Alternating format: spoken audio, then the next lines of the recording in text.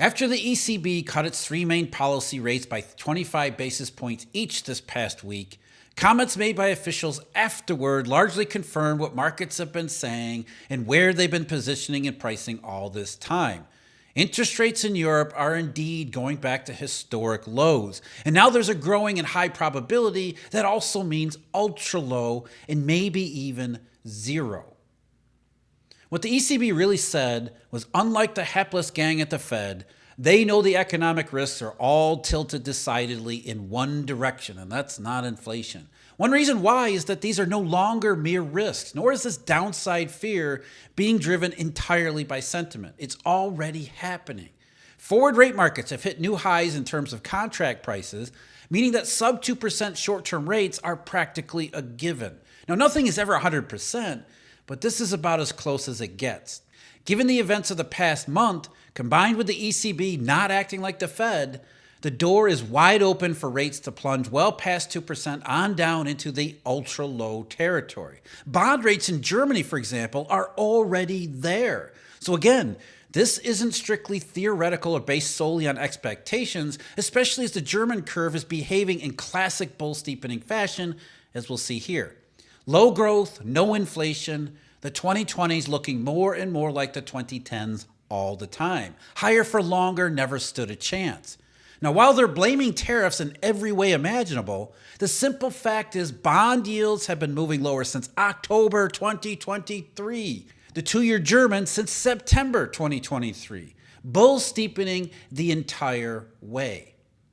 Now, the ECB began cutting rates back in last June, and the Swiss warned, and I told you back then, once they started, they were not going to be able to stop. At least in this case, the Europeans are no longer pretending that they're trying to. So what the ECB announced this past week, they're setting their deposit rate floor, which is the lowest value of their three main benchmark policy rates, at 2.25%.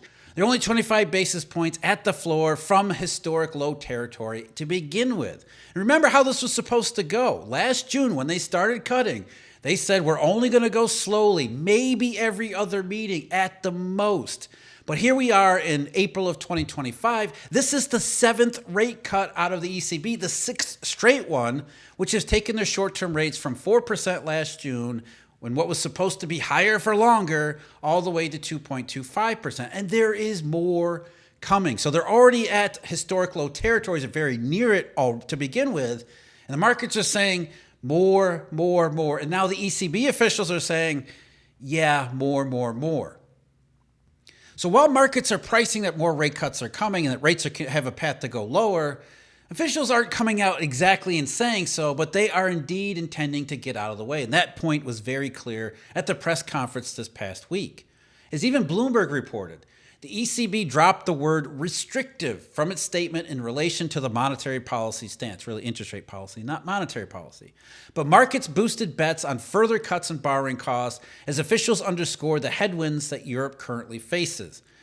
Quoting Christine Lagarde, the president of the ECB, downside risks to the economic growth have increased, stressing that it will take time for the full consequences of U.S. tariffs to become clear. And if that was really the problem, we wouldn't be sitting here. The major escalation in global trade tensions and associated uncertainties will likely lower euro area growth by dampening exports, and it may drag down investment and consumption. Deteriorating financial market sentiment could lead to tightening financial conditions. At least she realizes that tightening financial conditions are consistent with low rates. Even though maybe she doesn't realize it, she's at least making that connection, that low interest rates are not the same as loosening financial conditions. And we've already seen in a number of ways that financing conditions and monetary conditions across the world are far from loose and accommodative in everything that everyone says. Effective monetary conditions that we see in everything from liquidations in the commodity space to these absolute plunges in the stock markets. It's already happening. It's not some distant future worry. It's what's going on today, and there are going to be consequences from it, which is exactly why, as I pointed out in recent videos, too many of them actually, we see these historic lows or historic highs, depending on which measure we're talking about, these historic extreme levels that suggest markets are positioning for the increasing likelihood that there's going to be substantial consequences from what has already happened to this point. Before we get back to the rest of the show, I want to take a second to introduce today's video sponsor, Defy the Grid. You know how much I respect gold as an error hedge for when the world isn't looking so great? So if you're buying gold or silver, this is the place to get it. They're a small family-owned business, the kind where the owner answers the emails and picks up the phone. And their prices are some of the best you'll see. And if you see a better deal somewhere else, they'll match it, if not beat it. And it's not just about buying. Their buyback prices are some of the highest in the business, which shows they take both sides very seriously. Shipping is fast, it's fully insured, and it usually goes out within 24 hours. And when your order arrives, it's packaged discreetly. No logos, no hints at what's inside. This is a company that respects your privacy. They never sell your info. They never cold call you. And there's no upselling, just honest, straightforward service. It really feels like you're dealing with people who care, not some giant corporate machine. So if you're stacking, check out Defy the Grid. There's a link in the description of this video. We thank them for their sponsorship, and now back to the rest of the show. And those extreme levels, as I said, are nothing more than the market saying the chances of downstream and downside consequences from everything that's gone on already are exceptionally high. They're way too high. And as a consequence of that, what's going to happen in interest rates? When things are going in the wrong direction, you've got deflationary monetary outbreaks all around the world. You've got dimming economic prospects. Rates are going to go down, not because central banks push them there. Rates are going to go down because they reflect the economic fundamentals of those circumstances, especially in the longer run consequences from all of this. And that is low growth, zero inflation. The 2020s end up looking like the 2010s. It sounded far-fetched back in 2023. It even sounded somewhat ridiculous last year. This year, not so much. But of course, they're blaming this on tariffs because what else are they going to do? They're going to say we were wrong about the shape of the economy. Like I said, the markets have been moving in this direction far longer than the past few months. The bond rally got going in October 2023 because the market was saying the possibility and the probabilities were only growing that we were going to end up in this shape in this situation, specifically about interest rates, with interest rates going back down, race for the bottom to historic low territory, and then if we're not lucky, even into ultra low territory and maybe zero at the front end of some of these curves. So after the ECB's rate cut this past week and the comments made by Christine Lagarde and other officials and commentators and everybody else surrounding the situation, you look at forward interest rates and forward rate markets, Euribor futures, the June 2025 contract, which is the closest quarterly contract to today. The price of that one is back above 98 for the first time since early December, which suggests that the market is pricing more out of the ECB in the short run, not just in the longer term, the second half of this year. The December 2025 contract, that priced all the way to 98.375 as of Thursday before the holiday.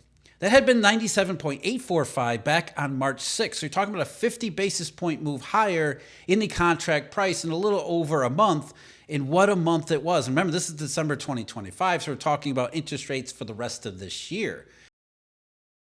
Now, the literal interpretation, which you should never do for these types of contracts, forward rate markets, you should never interpret them literally, but as a way to conceptualize what we're talking about here, the literal interpretation of Euribor futures and the December contract price would say that the market is expecting the short-run Euribor to be around 1.625% by late December, which would mean 3 more rate cuts from the ECB, or if you want to be overly precise when that's not the thing we have here, that would mean 2 rate cuts plus a chance for the third. But that's not what these Euribor curves or these Euribor contracts and the Euribor curve overall are telling us. It's not to be taken literally. The market is not saying we expect short-term Euribor rates to be just under 1.7% at the end of December. This is a probability spectrum. And the probability of short-term interest rates falling below 2% is now seen, as I said in the introduction, not quite 100%. Nothing ever is for sure, but this is as good as it gets. I mean, it's almost a 100% chance that the ECB has to cut rates even further, getting it below 2%, especially as they're already very near 2% to begin with. But more importantly, when you look at the curve shape, the changes in the curve shape, and all the contracts that go into it, What the market is saying and what the curve is saying is that the probability of short-term rates falling even further, below even 1%, is now more than realistic. I won't put a number on it because I think it's misleading to do so, even though that's the tendency in the mainstream media when they do talk about these markets, in the few cases when they do. But the probability spectrum is now edging below the 1% threshold, and it's getting to be uncomfortably high that the trajectory is moving in that direction to begin with. You see that in the June 2026 contract. That's 98.36, which backs up this entire curve shape and this interpretation of what the forward rate market in Europe is saying. The ECB, like I said, they're no longer pretending that they're trying to stick around. In fact, other comments that Lagarde made on inflation in particular show that unlike the Federal Reserve, the ECB knows tariffs, whatever impact they're going to have, it's not going to be inflationary. There might be an increase in prices in the short run, but all that will do, and even the ECB knows this, all that will do is harm the economic prospects moving forward. In the German cash market, the German bond market, Germany's 2-year, and the 2-year spot is an incredibly important part of the yield curve because it's the junction between the long end of the curve, which is independent, priced mostly, not quite entirely, but mostly on longer run growth and inflation expectations, whereas the 2 years also got to factor in what the ECB is doing and the short-term consequences for short-term developments. The German 2-year, that important spot in the curve that has both of those factors oftentimes competing with one another, like Euribor futures, the 2-year is saying the ECB is going to get out of the way and let rates go lower where they really want to go, where the fundamentals of the global economy demand that they go. And Thursday, just before the holiday close, the 2-year German rate was just 1.68%, right around this multi-year low that was set earlier this month during the liquidation. So even the front end of the German curve is already well into historically low territory right now as we're talking about. Again, this is not theory. This is not expectations. It's already happening. And so the German 2-year is backing up the signal from the Euribor futures curve saying the probability of rates going into the historic low territory, close to 100%, never exactly 100%, or never going to get there. Nothing is ever certain, but as close as you're going to get here. But most important of all, with the German 2-year at under 1.7% and the Euribor futures curve behaving the way it is, the chances of getting down below 1% and maybe even going farther are rising all the time. Those chances are already realistic to begin with where we stand right now, and they're getting higher as we go further along here. As far as the back end of the German curve, like any of the other interest rate markets in Europe, government bond markets in Europe, back in March, they had the announcement that the Berlin government, the new government in Germany, was going to unleash this massive tidal wave of fiscal spending, which led to a backup in interest rates as a response. As I said at the time, the knee-jerk reaction anytime someone comes out with these massive fiscal plans is to sell safety and see where it goes. And even though it almost always goes nowhere, in fact, it really never does go anywhere, sometimes it takes time for everyone to realize this. And this time it took almost no time.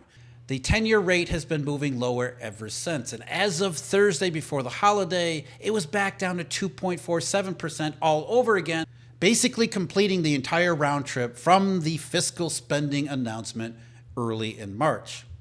So much for the stimulus and the promise of it. Now, the overall action in the German curve, the cash market curve over there, is every way consistent with bull steepening that we've seen during recession patterns and cycles in the past. The last big one, we have rates that started out relatively high. So we're not talking about 2011 and 2012, the recession there, because rates were already ultra low. But you go back to 2007, 2008, and 2009, what you see is the German curve bull steepen in exactly the same way that we see today, late 2008 heading into 2009. In July 2008, just after the ECB had hiked rates, and yes, you heard me right, the ECB hiked rates, raised rates in July of 2008, 2 months before Lehman Brothers and 4 months after Bear Stearns had failed. So after the rate hike from the ECB, both the 2-year and 10-year in Germany were around 4.7%. By the time Lehman Brothers actually was announced in the middle of September 2008, the 2-year was down sharply at 3.8%, while the 10-year was also down pretty sharply, but only to 4.08%. So the front end of the yield curve was moving faster and going farther than the long end of the yield curve. That's bull steepening. They both kept going lower for the next couple months, so that by the early part of December 2008, the 2-year German rate was down to 1.96%, and the 10-year was kind of hanging around at 3.14%. But from there, from early December 2008, the 10-year yield kind of went sideways to higher into early 2009, really the first half of 2009, even as the 2-year rate continued to go lower. In fact, the 2 years kept going lower all the way to a low of 1.21% by March of 2009. And so the 10 years were going sideways, even though the worst of that recession, the worst of the not recession, was just then beginning to hit and erupt. So the crisis was still going on. The worst parts of the contraction were still happening. And yet the bull steepening saw longer-term rates begin to rise, certainly rise relative to where short-term rates were. And short-term rates were going down into sub 2% historic low territories on their way to ultra low. But they wouldn't get to ultra low. It actually took another crisis to finally get there. Rates had plunged again starting in June of 2009, which showed the market wasn't suggesting that the economy, there weren't really green shoots anywhere around the world. And then interest rates in Germany, like around the rest of the global bond market, they rebounded in 2010 before the renewed crisis in 2011 finally got both short-run and long-term rates down into ultra-low, where they would stay for the rest of the silent depression 2010s. Low growth, no inflation. And the market knows that's the case here, at least as far as the inflationary impacts of tariffs. The markets are pricing more and more like the 2020s are going to end up similar to the 2010s in terms of these fundamentals. So tariffs are not going to be inflationary. They're going to harm the economy in the short run, as we see in these other price spikes like due to oil. Demand destruction that results from it doesn't lead to more inflation. It leads to more disinflation and more damage to the real economy. So while the Federal Reserve hems and haws about inflation, the markets are uniform all across the world, not just here in Europe, but also in the United States, Treasury markets, forward rates, swap spreads, I keep pointing to those, and all these emergency extreme levels that we see in the gold to silver ratio, the copper to gold ratio, deflationary signals everywhere. The markets are having none of this inflation crap that's keeping the Fed supposedly on the sidelines. Even Christine Lagarde said so at her press conference this past week. On Thursday, she said, "Increasing global trade disruptions are adding more uncertainty to the outlook for euro area inflation. Falling global energy prices and appreciation of the euro could put further downward pressure on inflation. This could be reinforced by lower demand for euro area exports owing to higher tariff and a rerouting of exports into the euro area from countries with overcapacity. Adverse financial market reactions to the trade tensions could weigh on domestic demand and thereby also lower inflation. By contrast, a fragmentation of global supply chains could raise inflation by pushing up import prices. A boost in defense and infrastructure spending could also raise inflation over the medium term." But it's clear from her actions, as even her statements, they don't believe that's actually the base case or even a highly probable case. Defense spending is not going to raise consumer prices, nor is global supply chain rejiggering might raise prices in the short run, but the overarching result from all of this, on top of the weakness the European economy is already experiencing, that's priced into the markets and has been priced in since 2023 and really going back to 2022, all of it is leading in the direction for disinflation over the long term. And everything that's happened since then, including central banks reacting to conditions by lowering rates going back to the middle of last year, continues to tell us that's the direction for the overall economy. And so whatever tariffs might actually do, it's only going to add to these pressures pushing the economy in that same direction, not the inflationary direction. So everyone expected that the ECB was going to cut rates, and they did so. But we also got more confirmation from officials that though they don't want to come out and say it, The pathway is open. The ECB is going to get out of the market's way and allow rates to drop where fundamentally they're going to go anyway. They're very likely to go anyway. Forward rate markets say that. Swap markets say that. Cash bond markets are already in low territory to begin with, sub 2% for the German curve, certainly. So everything is going in that direction. There is a global race to the bottom that didn't just begin with tariffs. It began last year. This global race to the bottom, and now we're seeing the next stage of it where even central bankers are saying, yeah, because of tariffs, we're actually probably going to race to the bottom. Only the Fed and a couple other ones like the Bank of England are holding out at this point. There is no soft landing. Fundamentally, rates were going down. After the impoverishment of the price illusion and the supply shock, the forgot how to grow economy was the best that we could hope for. If only we could have just ended it there. But like interest rates and the economy falling off, there is nothing stopping this race to the bottom. I mentioned these key financial ratios that are at extremes. There's another one based in commodities that has entered the same chat. It's not copper this time, and I went over it in the video link below.